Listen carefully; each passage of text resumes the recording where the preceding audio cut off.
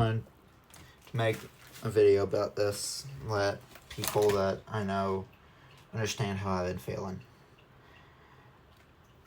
I'm not okay. I honestly don't feel like I've been okay in a long, long time.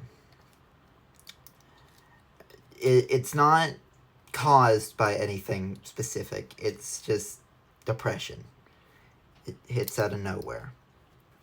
I've gotten multiple calls from multiple friends asking if I was okay.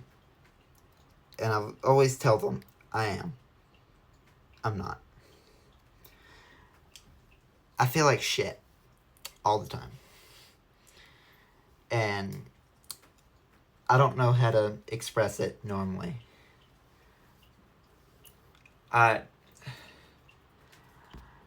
All I can think all the time is, why am I here? Why am I alive? I don't feel like I should be. I don't feel like I am. I just feel like I don't need to be. And I wonder. As most of the people that are probably going to see this know me, you probably know, why I dropped out of school. About a year ago now. I was getting death threats because of my DNA. My biological father, God, I hate even considering him that, but my biological father was from Iraq. And people at school, 3 kids, 3 boys, I ain't gonna name any names because I wouldn't wish darkness on my worst enemy. But they cornered me in a hallway, started giving me death threats, saying I'll never make it anywhere in life, and saying that I'm a terrorist and shit. And the only reason that they left me alive that day, the only reason they didn't actually murder me in that school hallway, is because the counselor came around that corner when they did.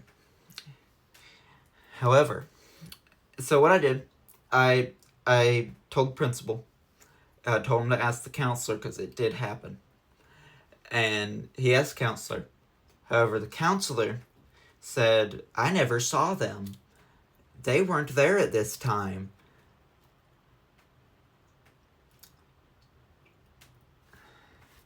And I didn't want to drop out. I've been getting bullied since I started school. This was my junior year. I only had a year left after that. Video cut off and restart it here. Like I was saying, I only had 1 year left of school after that. I didn't want to drop out. I wanted to finish school. And I wanted to get my diploma. I wanted to leave, and I wanted to never come back. But I told my mom about the incident. And I told her I was thinking about dropping out. And she told me to do it. So I did it. I didn't want to, but I did it. Because if my mom agreed with me that that was the best course of action, then it most definitely was. Because she would not have let me do it otherwise. And this isn't even the earliest form of shit that's happened to me that stays in my mind on loop. Most people that know me know I was adopted. And so most of you probably will as well. I was adopted when I was like 2 or 3. And about a year before I was adopted, I believe it was when my biological mother was pregnant with my biological sister, what they did, I was locked in a room while my biological little sister, or her biological father, locked me in that room and started beating my biological mother. And I was a year, maybe 2 years old at this time. And now I'm 17 and a half, almost 18. And I think about this shit every day. I have nightmares about it every night. Keep in mind, I haven't talked to this lady but once in my life. And this was like 6-7 years ago. this lady means nothing to me. Yet, what I felt in that moment, that I was locked in a room while she got beat almost to death, and all I could do was sit at that door and cry and scream and try my best to beg to be let out and help. The fact that bothers me really says something.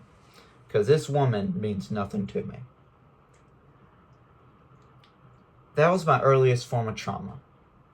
And there's shit that not even my parents know about that I have experienced. Because if I told them half the shit that I consider traumatic experience, it'd break their hearts.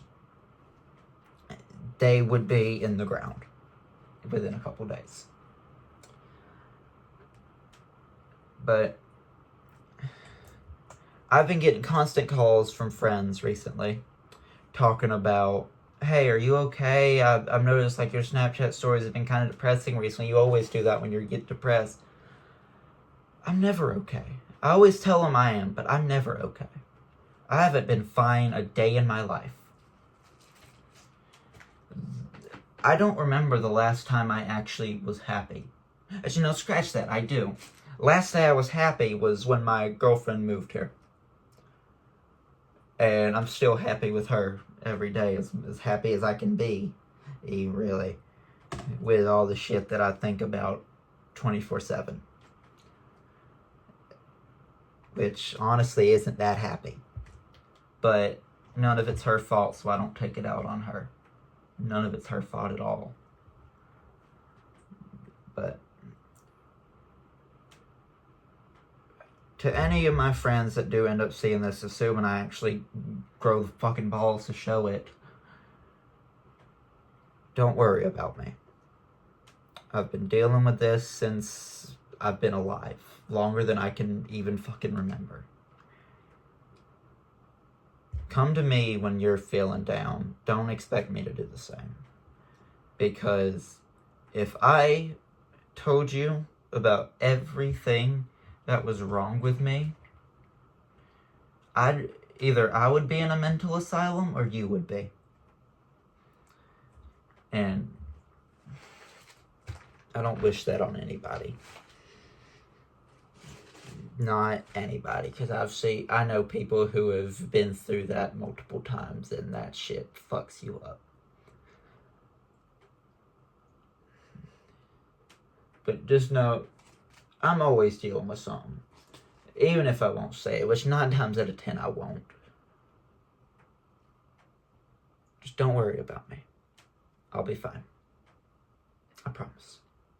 Just give me time. That's all I need.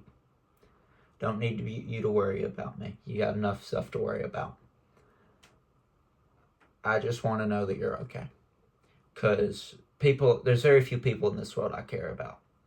My parents, my girlfriend, and people that I actually consider friends. You know, all throughout my time in school, there's been 5, maybe 6 people that I've actually considered friends. I only still talk to one of them. And that's my friend Jared. The one who has been my friend for the shortest amount of time is the only one that, to my knowledge, has actually been a real friend that I made in school. And I talked to him just the other day. I played it off as I was fine. He knows it's actually something that's going on with me right now. But I don't want many people knowing about that shit. Because I don't want people to worry. I'm fine. Everything's going to be fine. And that's a guarantee. If I've made it this long, I can make it longer. So, please stop worrying about me. I'm not going to force it, but I'm going to recommend it. Because if y'all spend all your lives worrying about me, y'all gonna think of me as a narcissist, and I'm the opposite of that. I don't crave attention, I really don't. I used to, I'll say that. I used to crave attention. I did. Yeah, when I was younger, I thought there was no attention that was bad. But nowadays, the worst attention in the world to me is people wondering if I'm okay. Which I'm not. Like I said, I'm not. But that's not your problem.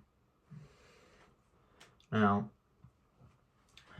I'm going to leave the video here. I know I've done too much yapping already. I'm going to leave the video here. And I might send this to y'all. I might not. I might just save it and watch it whenever I need to see it. But this is how I've been feeling. Like shit.